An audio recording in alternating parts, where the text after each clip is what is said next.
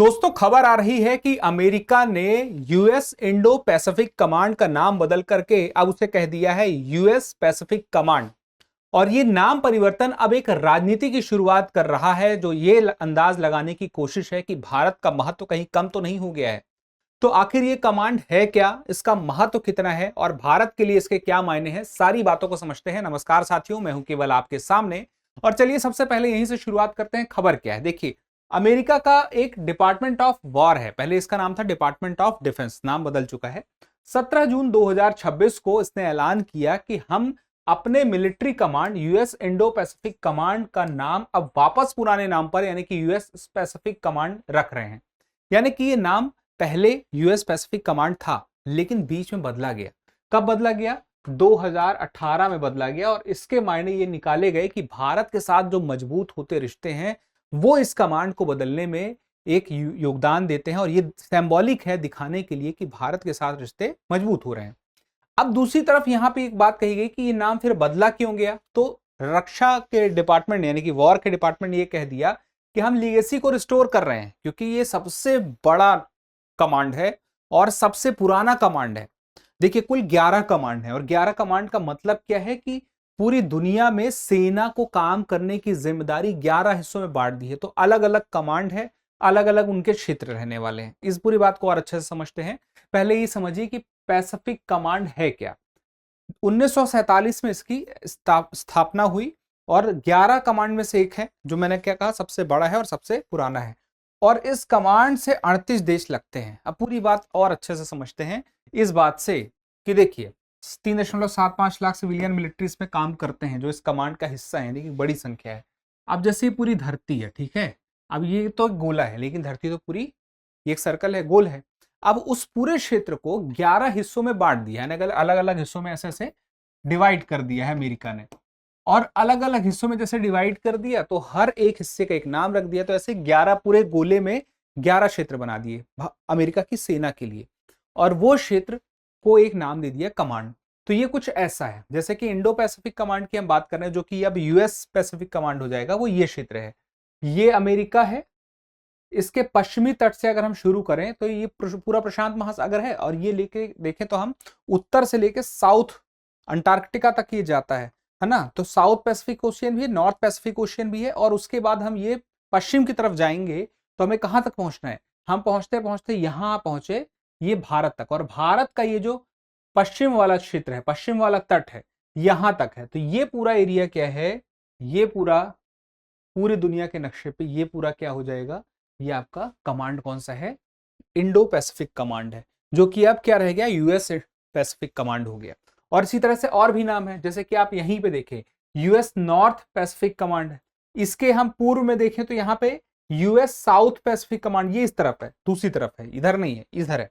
फिर इस तरफ देखें तो यूएस अफ्रीका कमांड है, ये अलग है, ये इस लाइन के बाद है, इधर है। यानी कि इस तरह से 11 कमांड। और लेकिन ये सबसे बड़ा है क्योंकि पूरी दुनिया में आधी दुनिया का क्षेत्र तो यहीं पे आ जाता है क्योंकि अपने आप में सबसे बड़ा प्रशांत महासागर वही इतना बड़ा है।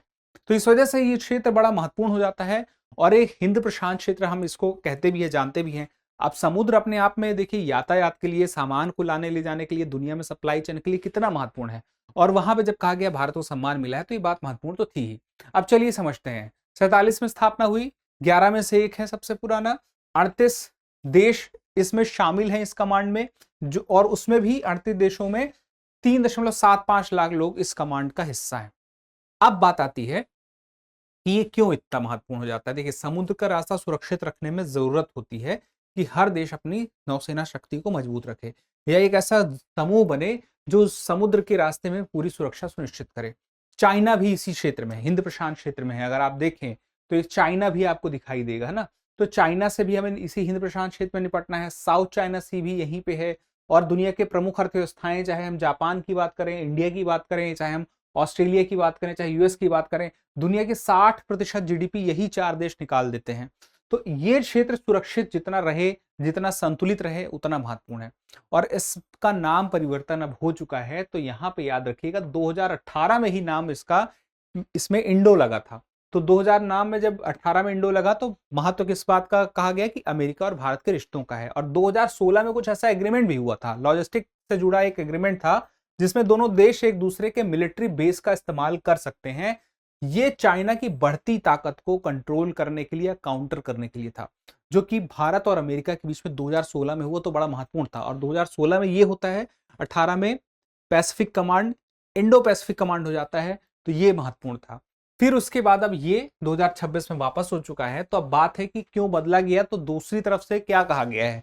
तो उन्होंने, तो हमने क्या बताया, हमने लीगेसी रिस्टोर की, 70 साल पुरानी हमारी एक नाम की उपलब्धि है। फिर दूसरी तरफ भारत की तरफ से भी ये बात जब कही गई कि इससे संबंधों में कोई बदलाव नहीं होगा, यानी कि इस कमांड में जो लाखों लोग काम करते हैं, इस कमांड में यूएस की जो सेना के तीनों थल सेना, वायुसेना और उसके अलावा जल सेना, तीनों ही इसमें जिस प्रकार से कमांड करेंगे, हर कमांड में ऐसे ही होता है, जिस प्रकार से वो एक्टिव हो सकते हैं उस प्रकार से इसमें एक्टिव होते हैं, वो रहेंगे। और जो बाकी 38 देश इसमें शामिल हैं वो वैसे ही रहेंगे, सबका रोल वैसा रहेगा, सुरक्षा की जिम्मेदारियां सबकी वैसी ही रहेंगी। अब यहाँ पे जरूरी बातें जो ध्यान देनी है कि सिर्फ सिंबॉलिक बदलाव हुआ है, यूएस और इंडिया के संबंधों पर इससे कोई असर नहीं होगा, ऐसा कहा गया है दोनों पक्षों के द्वारा। और चाइना का भी इसमें एक एंगल जुड़ा है कि चाइना को काउंटर बैलेंस करने की रणनीति थी 2018 में, अभी उसकी जरूरत नहीं पड़ती है, अमेरिका की स्ट्रेटजी में अभी इस बात की जरूरत नहीं, तो अमेरिका ऐसा नहीं कर रहा है। और इंडो पैसिफिक क्षेत्र का देखिए महत्व, मैंने कहा था कि आर्थिक महत्व है, दुनिया की सबसे बड़ी अर्थव्यवस्थाएं इससे लगी हुई हैं, और आसियान क्षेत्र भी इसी में आता है। वैश्विक व्यापार के लिए ये बहुत ही महत्वपूर्ण है। जैसे कि देखें तो 80% जितनी एनर्जी की आवश्यकता है जो दुनिया से मांगता है या खरीदता है चीन, वो मलक्का जल संधि के माध्यम से आता है, और मलक्का जल संधि इसी क्षेत्र में है। इसके अलावा हम देखें साउथ चाइना सी, जो एक महत्वपूर्ण एंगल है, उसके वाला स्ट्रेटेजिक सी लेन्स यहाँ पे बहुत सारे हैं, और भू राजनीतिक प्रतिस्पर्धा भी इसी जगह रहती है। जैसे कि हम देखें तो यहाँ पर ताइवान के साथ जो तनाव है, स्थिति है, वो भी इसी क्षेत्र में है। भारत के लिए विशेष महत्व इसलिए हो जाता है क्योंकि भारत एक्ट ईस्ट पॉलिसी की तरफ देख रहा है, भारत सागर डॉक्ट्रिन की तरफ जा रहा है। तो एक्ट ईस्ट में क्या है, वही हिंद प्रशांत क्षेत्र ही तो है। तो वहां पे भारत के लिए ये जो क्षेत्र है, जो यूएस का अपना एक कमांड एरिया है, वो महत्वपूर्ण हो जाता है। तो सारी बातों के निष्कर्ष में देखिए 2 पॉइंट आते हैं। पहली पॉइंट तो ये आता है कि नाम जो बदला, भले वो प्रतीक है, लेकिन प्रतीकात्मक रूप से नाम बदला गया अचानक से, तो क्या इसका मतलब ये हुआ कि भारत का महत्व अमेरिका की नजरों में कम हुआ है? क्या इसका मतलब ये हुआ कि वो वैल्यू नहीं है जो 2018 में थी?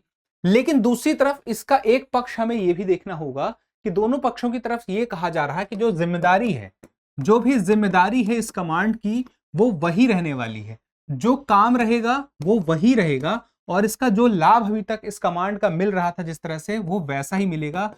यानी कि वो जो सुरक्षा सुनिश्चित करने की बात है वो सब वैसी रहेगी। तो अब देखने वाली बात यह है कि भविष्य क्या है। फिलहाल के लिए इतना ही। एक सवाल है आपसे, सवाल का जवाब दीजिएगा कि हाल ही में अमेरिका ने अपने किस मिलिट्री कमांड का नाम बदलकर यूएस पैसिफिक कमांड कर दिया है? US central command, US Indo Pacific command, US African command या यूएस साउदर्न कमांड? तो इस सवाल का जवाब आप इजीली दे सकते हैं, कमेंट करके दीजिएगा, क्योंकि हमें आपके जवाब से प्रेरणा मिलती है और हम और बेहतर करने की कोशिश करते हैं। और कोई जानकारी चाहिए, अगर आपको दृष्टि से तैयारी करनी है, अपनी तैयारी का साथ ही दृष्टि आईएएस को बनाना है, तो आप इस नंबर पर जरूर फोन कर लीजिए कि 8750187501। आपकी तैयारी के साथ ही दृष्टि आईएएस और दृष्टि लर्निंग ऐप है, तो डाउनलोड कीजिए दृष्टि लर्निंग ऐप और कॉल कीजिए इस नंबर पे। धन्यवाद। अब एग्जाम की तैयारी को और बेहतर करने के लिए हमारे चैनल को लाइक, शेयर और सब्सक्राइब करना ना भूलें।